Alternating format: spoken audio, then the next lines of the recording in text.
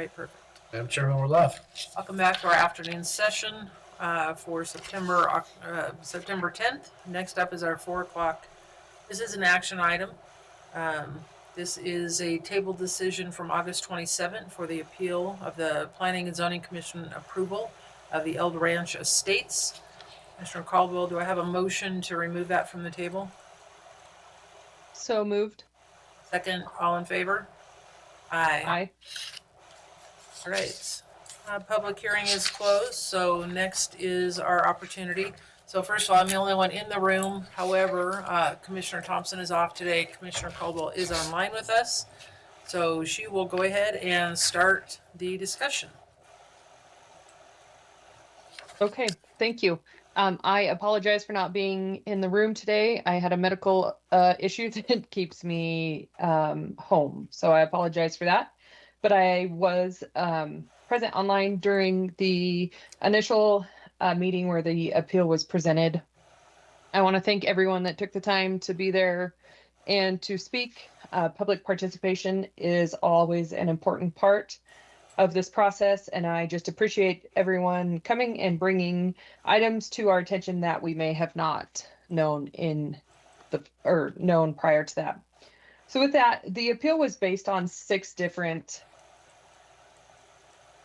issues that the appellants thought that made this Eld Ranch Estates not compatible with the county ordinances and code. However, I disagree with that for the following reasons. Their first issue is traffic concerns. They stated that the traffic is a concern and that this will cause further damage to the roads. I want to note that the developer will be required to work with the Board of County Commissioners on a road development agreements. We do understand and appreciate the concerns of all the residents there and all the all the information that they brought forward. And just as a commissioner, I want everyone to know how seriously we take these agreements, and we will make sure that the development does pay their fair share. It was also noted that there would be negative impacts on wildlife. We are charged with listening to the specific experts, whether it be DEQ, IDWR, Fish and Wildlife.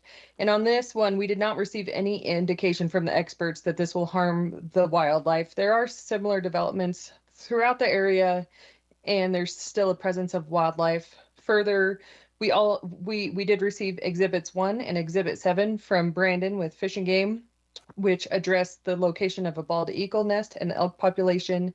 And I don't believe that those exhibits showed us enough evidence to deny this or to uphold this appeal.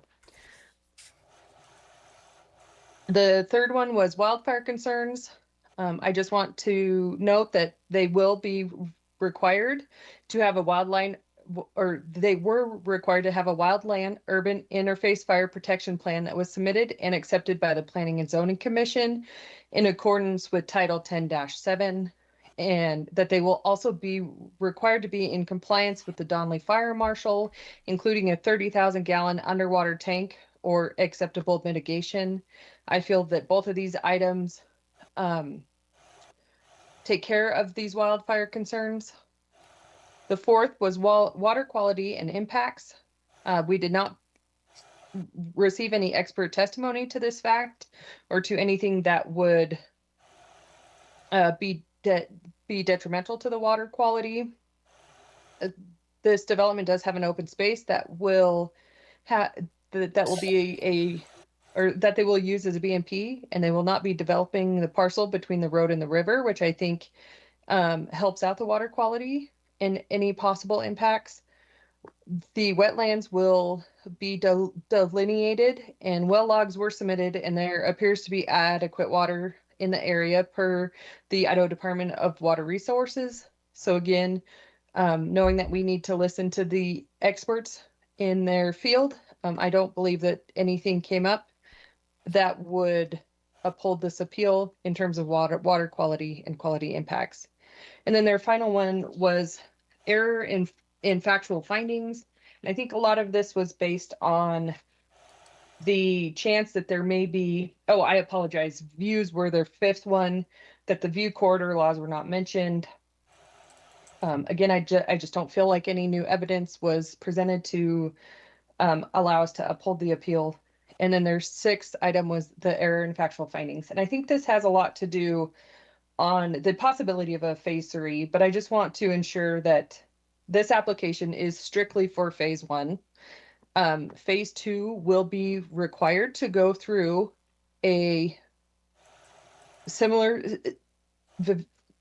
we'll have to go through a very similar CUP process with public input, and nothing in this CUP will be positive towards a phase 2.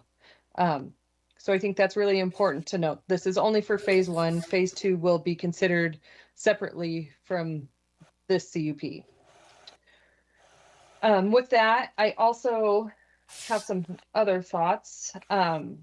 In terms of standards in the Valley County Code, this subdivision does meet the minimum lot size requirements for individual wells, septic systems, lot width, and provides for the adequate separation of uses from water bodies.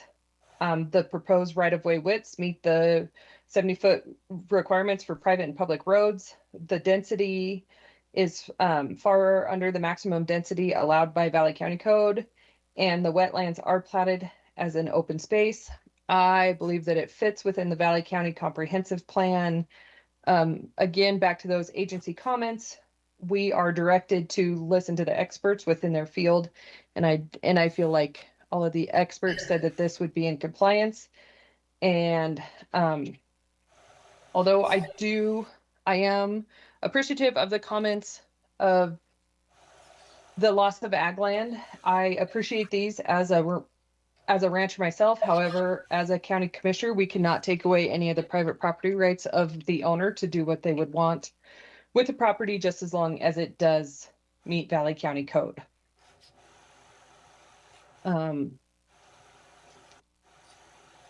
So I think those are the majority of my comments.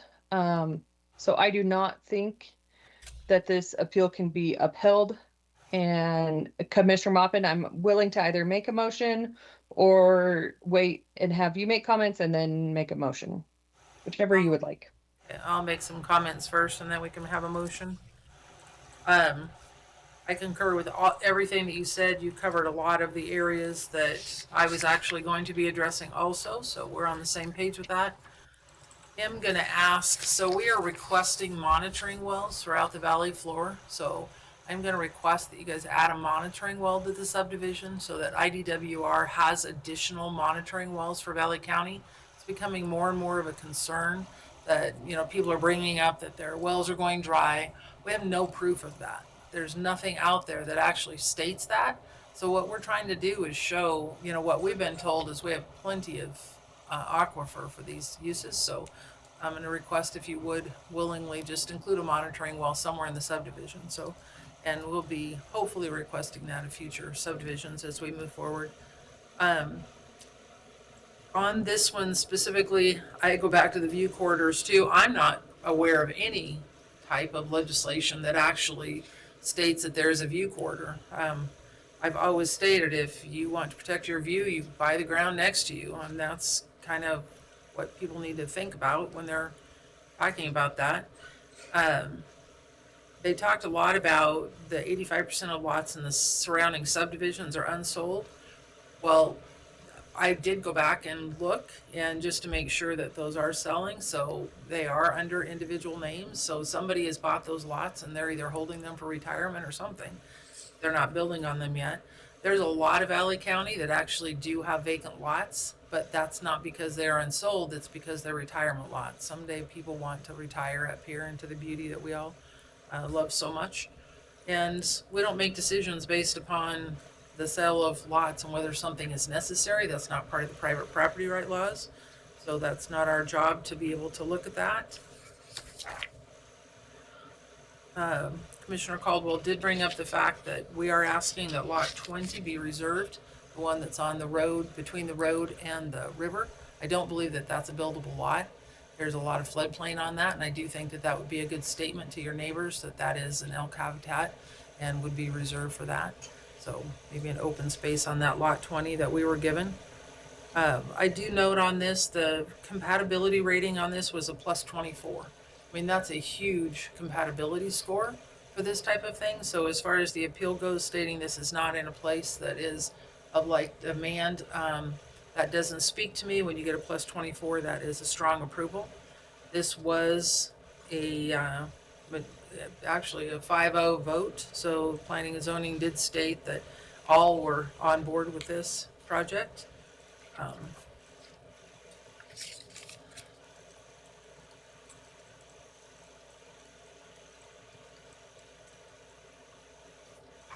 Let's see.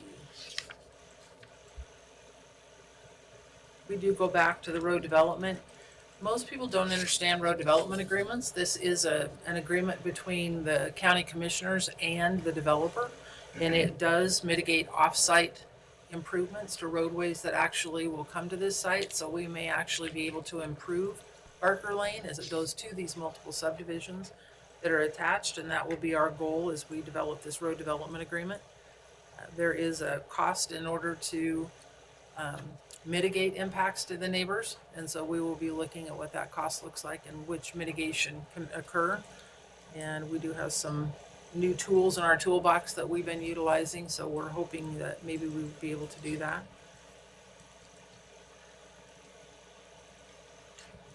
That there was comments that this is adjacent to agricultural uses, and like Commissioner Caldwell said, mitigating impacts are what we look for in that situation. So anybody that is animal grazing for longer than 30 consecutive days does require a fence, so that will be at the behest of the developer to make sure that that is fenced next to any of your neighbors that run cattle. And I also want to talk to density out in the county. The density in the county is a 1 acre minimum, and that is on appropriate ground for well and septic. The reason that it is not larger on all of these, we do have second home ownership here. Second home ownership is a large part of our economy. They do pay 100% of their taxes with no property tax relief through, whatever it is, the property tax. Give me the words, I can't remember. Homeowner exemption. Homeowner exemption, thank you. So they are paying 100% of that property tax. They don't, second home ownership does not impact our schools. They don't have kids in the schools. They don't drive on the roads as much. So there is a mitigating impact. And so the density issue becomes, if they are second homeowners, we get weed patches on these larger lots. And so the county has made a determination that a 1 acre lot is much more acceptable than larger lots on all of these subdivisions. So the noxious weeds are something that is important to the county. And I think we need to go ahead and make sure that our density remains the way it is to try and mitigate some of these large weed patches that we currently have. Also, there was concern about phase 2 because of the roadway system that will go into a subdivision that is next to them. That is part of Valley County Code, that we have accessible roadways. So that means that we need connections. We need to be able in the future to move cars over and through into different subdivisions and have connectivity. So that's really important to the county, that we design subdivisions with connectivity. That is a part of what we do, and the subdivisions that are concerned with that are also part of that connectivity and included in their subdivision to be able to accept future public roads into that area. I want to reiterate that this is for phase 1. Future phasings will require a separate application along with their own conditional use permit requirements. There was questions in phase 1 somewhere that said the size of the property was 60 lots. It was not designed as 60 lots, it was 60 acres that were stated in that. I have not seen anything. I believe there was an originally 21 lots, but that has been reduced to 20 and now will be reduced to 19 with that unbuildable lot. Trying to get to all my notes, sorry. There was a comment about the fact that the state of Idaho or state of Oregon was reflected in a title policy instead of the state of Idaho. That has been corrected by Cassandra Drake at AmeriTitle, so that was simply a typo on behalf of the title company.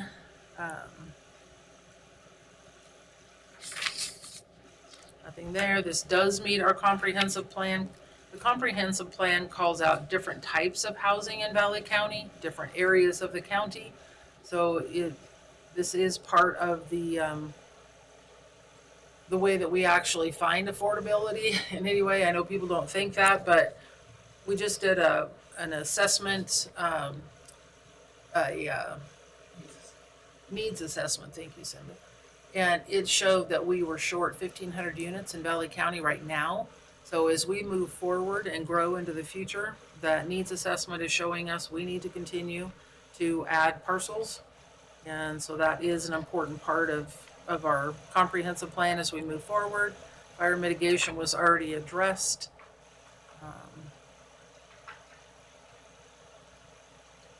Good circulation on the comp plan specifically talks about good circulation and roadways and developers paying their fair share on that, which we will do through the road agreement.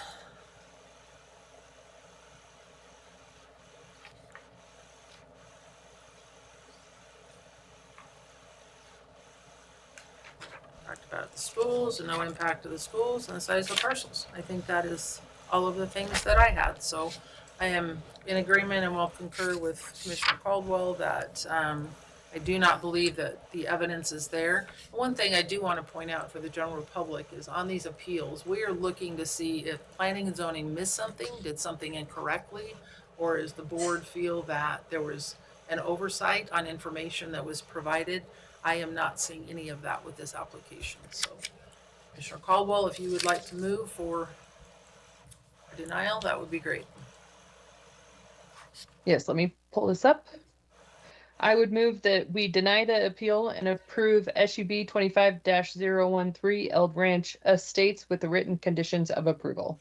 I will. Go ahead, Cindy. I'll second. Consideration? I picked up 2 additional conditions of approval Okay. during your deliberation. One is must add a monitoring well for data collection by DEQ. And the second one was lot 20 between the road and the river cannot be a buildable lot. Okay, I agree with those. Are you in concurrence, Commissioner Caldwell? Yes, I am. Okay, it's been moved and seconded. All in favor? Aye. Aye. Perfect. And just want to say a quick thank you to planning and zoning staff and commissioners for doing a thorough job. I concur with that also. All right, that being the end of our meeting, we will adjourn for the day. Thank you.